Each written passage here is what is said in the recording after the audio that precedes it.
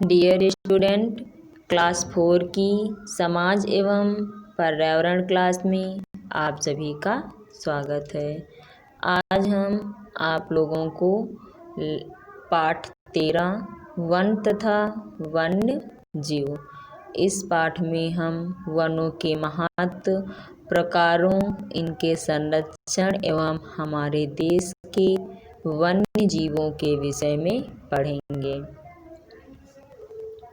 तो देखिए दिया है, वन भूमि का एक बड़ा क्षेत्र होता है जो पेड़ों से घना आच्छादित होता है तथा जंगली जानवरों से परिपूर्ण होता है।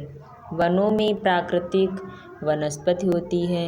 प्राकृतिक वनस्पति का अर्थ है अपने आप उगे पेड़ पौधे, झाड़ियाँ, घास तथा जड़ी बूटियाँ।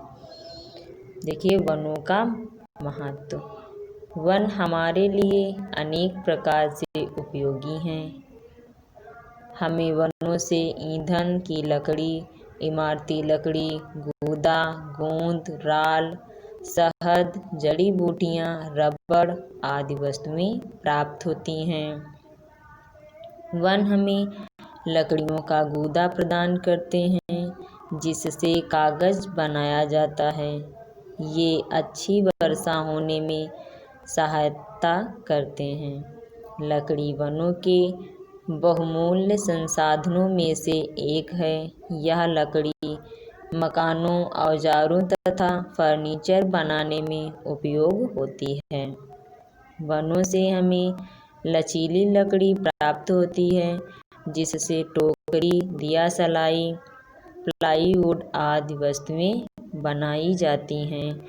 ये हमें ऑक्सीजन देते हैं तथा इनकी जड़ें मिट्टी को मजबूती से जकड़े रहती हैं जिससे मृदा अपरदन नहीं होता। ये पर्यावरण को स्वच्छ, स्वास्थ्यप्रद तथा सुखद बनाते हैं। ये जंगली जानवरों को आश्रय देते हैं। वनों के प्रकार। भारत में विभिन्न प्रकार के वन हैं। नंबर 1 सदाबहार वन, नंबर 2 पर्णपाती वन, नंबर 2 संकुल वन, नंबर 4 कटीले वन, नंबर 5 ज्वारीय वन। अब देखिए सबसे पहले नंबर 1 सदाबहार वन। जैसा कि नाम से प्रतीत होता है, इस प्रकार के वन वर्ष भर हरे भरे रहते हैं। ये पेड़ कभी भी अपनी सारी पत्तियां नहीं गिराते, इसीलिए ये हमेशा हरे भरे रहते हैं। ये हमारे देश के उष्ण तथा आर्द्र क्षेत्रों में पाए जाते हैं। ये वन बहुत घने होते हैं। पश्चिमी घाट के ढलान तथा उत्तरी भारत की पहाड़ियाँ इन वनों से आच्छादित हैं। इन वनों में पेड़ लंबे होते हैं तथा शिखर पर एक बड़ी छतरी जैसे होते हैं। इन पेड़ों की लकड़ी कठोर तथा कीमती होती है। आबनूस, महोगनी तथा रोजवुड वृक्ष सदाबहार वनों के उदाहरण हैं। नंबर 2 पर्णपाती वन। ये वन अपनी पत्तियां शुष्क मौसम में गिराते हैं। सागौन, साल, बांस, शीशम तथा चंदन इन वनों में उगने वाले मुख्य पेड़ हैं। पर्णपाती वन उड़ीसा, बिहार तथा आंध्र प्रदेश में होते हैं। ये वन अच्छे व्यापारिक मूल्य वाले होते हैं। नंबर 3 संकुल वन। संकुल वन उच्चतर हिमालय पर्वतों तथा नीलगिरी पहाड़ियों के भागों में पाए जाते हैं। संकुल वृक्ष लंबे, नुकीले व सुई के आकार की पत्तियों वाले होते हैं। इन पेड़ों पर शंकुफल लगते हैं। इन वनों के मुख्य पेड़ हैं फर, चीड़, देवदार तथा स्प्रूस। इन पेड़ों का गूदा कागज तथा तारपीन का तेल बनाने में उपयोग होता है। नंबर 4, कटीले वन। ये वन उन क्षेत्रों में पाए जाते हैं जहाँ वर्षा बहुत कम होती है। बबूल, कीकर, नागफनी तथा जंगली ताड़ सामान्य वर्षा वाले क्षेत्रों में पाए जाते हैं। नागफनी की झाड़ियाँ कम वर्षा वाले क्षेत्रों में पाई जाती हैं। पेड़ तथा झाड़ियों में गहरी जड़ें, मोटी छाल तथा लंबे कांटे होते हैं। ये जड़ें इन्हें पृथ्वी में गहराई से जल प्राप्त करने में सहायता करती हैं। कटीले वन राजस्थान, पंजाब, हरियाणा, मध्य प्रदेश, गुजरात तथा दक्कन के क्षेत्र में पाए जाते हैं। नंबर 5, ज्वारीय वन।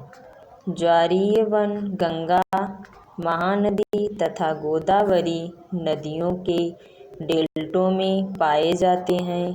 गंगा के डेल्टा में सुंदरी या मैनग्रोव नामक पेड़ पाया जाता है, इसलिए इस क्षेत्र को सुंदरवन कहते हैं।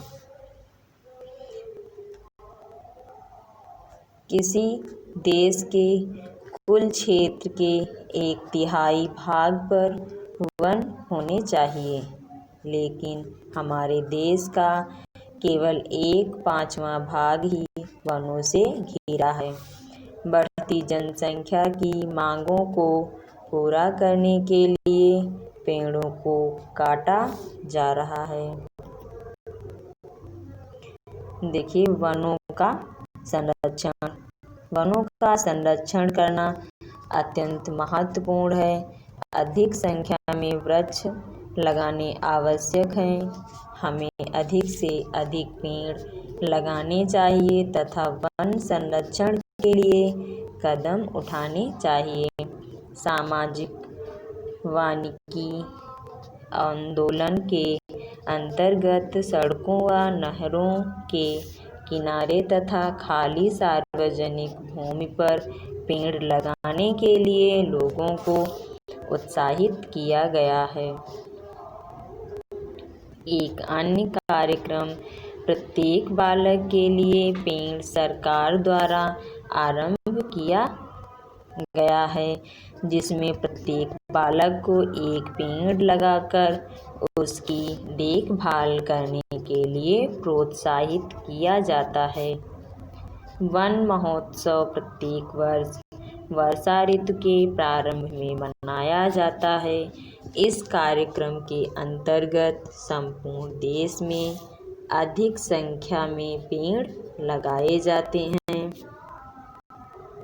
सन 1974 में उत्तराखंड की पहाड़ियों में ग्रामवासियों ने पेड़ों की कटाई रोकने का एक नया उपाय खोजा। जब पेड़ काटने वाले आते तो वे पेड़ के चारों ओर अपनी भुजाएं रखकर उनसे कहते कि जब तक तुम नहीं जाओगे, हम पेड़ों को नहीं छोड़ेंगे। यह चिपको आंदोलन कहलाया। सुंदरलाल बहुगुणा, चंडी प्रसाद भट्ट तथा गौरा देवी इस आंदोलन के नेता थे। वन जीव जंतुओं को आश्रय देते हैं। प्रत्येक जंगली पशु पक्षियों का शिकार करना एक खेल माना जाता है, जिसके कारण कुछ जानवर विलुप्त हो गए और बहुत से जानवर विलुप्त होने की कगार पर हैं। हमारी सरकार ने वन्य जीवों के संरक्षण के लिए निश्चित कदम उठाए हैं। शिकार पर प्रतिबंध लगा दिया गया है। वनों में बिना आज्ञा प्रवेश करने वालों तथा शिकारियों को कठोर दंड दिया जाता है। राष्ट्रीय उद्यान स्थापित किए गए हैं। भारत में 92 राष्ट्रीय उद्यान हैं। वन्य जीव अभयारण्य स्थापित किए गए हैं, जिससे जंगली जानवरों को प्राकृतिक आवास प्रदान किया जा सकता है। आप सभी विद्यार्थी इस लेसन को ध्यानपूर्वक पढ़ें। आज की क्लास में इतना ही। Thank you class.